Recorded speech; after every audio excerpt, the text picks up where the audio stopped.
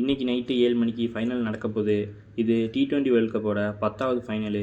இது வரைக்கும் 3 team 2 cup ஜெயிச்சிருக்காங்க. இந்தியா 2, இங்கிலாந்து 2, வெஸ்ட் இண்டீஸ் 2 ஜெயிச்சிருக்காங்க. இந்தியா இன்றைக்கி ஜெயிச்சாங்கன்னா அவங்களோட 3வது கப்பாக இருக்கும். இதோட மொதல் டீம் 3 கப்பு ஜெயிக்கிறதாகவும் இருக்கும்.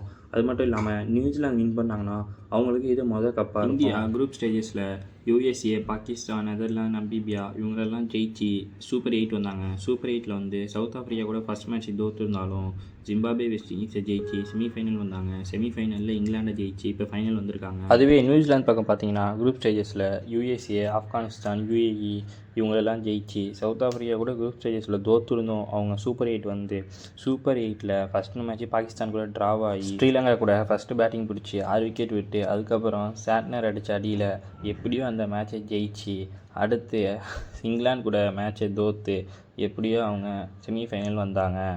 செமிஃபைனலில் வந்து இது வரைக்கும் மேட்சே தோக்காத சவுத் ஆஃப்ரிக்காவை தோக்க அடித்து இப்போ ஃபைனல் வந்திருக்காங்க. பார்ப்போம் இன்றைக்கி என்ன நடக்குது. நினச்சிட்டு இருக்கோம் இந்த வேர்ல்ட் கப்பில் நம்ம ஒரே ஒரு மேட்ச் தோற்றுட்டு ஃபைனல் வந்திருக்கோம் அப்படின்னு. அதே நியூசிலாந்து பார்த்திங்கன்னா நம்மளுக்கு போட்டியாக அவங்க 2 மேட்ச் தோற்றுட்டு ஃபைனலுக்கு வந்திருக்காங்க. 2 டீம்லேயுமே வீக்னஸ் இருக்குது. பார்ப்போம் என்ன நடக்குது அப்படின்னு. இந்தியாவில் பார்த்திங்கன்னா இப்போ எல்லாருக்கும் இருக்கிற ஒரே கேள்வி, அபிஷேக் சர்மா, வருண் சக்கரவர்த்தி இவங்க 2 பேரும் விளாடணுமா விளாடக்கூடாதா? அபிஷேக் சர்மாவுக்கு பதிலாக இன்னொரு பவுலர் எடுத்துகிட்டு வரலாமா? ஏன்னு பார்த்தீங்கன்னா இங்கிலாந்து கூட செமிஃபைனலில் இந்தியாவோட டெத் பவுலிங் பயங்கரமாக அடி வாங்கிச்சு. இந்தியா 250 அடிச்சுமே அவங்களையும் திருப்பி நம்ம 250 கிட்டத்தட்ட அடிக்க விட்டுட்டோம். அதனால் அபிஷேக் சர்மாவுக்கு பதிலாக முகமது சிராஜை எடுத்துகிட்டு வரலாமான்னு எல்லாருக்கும் ஒரு கேள்வி இருக்குது. ஏன்னா அவர் IPLல அவருக்கு குஜராத் தான் ஹோம் கிரவுண்டு. அதுவும் இல்லாமல் வருண் சக்கரவர்த்திக்கு பதிலாக குல்தீப் யாதவ் கொண்டு வரலாமா? அவரும் அகமதாபாத்தில் நிறையா விக்கெட் எடுத்திருக்காரு. அதுவும் இல்லாமல் வருண் சக்கரவர்த்தியை சவுத் ஆஃப்ரிக்கா இதே கிரவுண்டில் தான் போட்டு பொழந்தாங்க. நீங்கள் என்ன ஃப்ரெண்ட்ஸ் நினைக்கிறீங்க?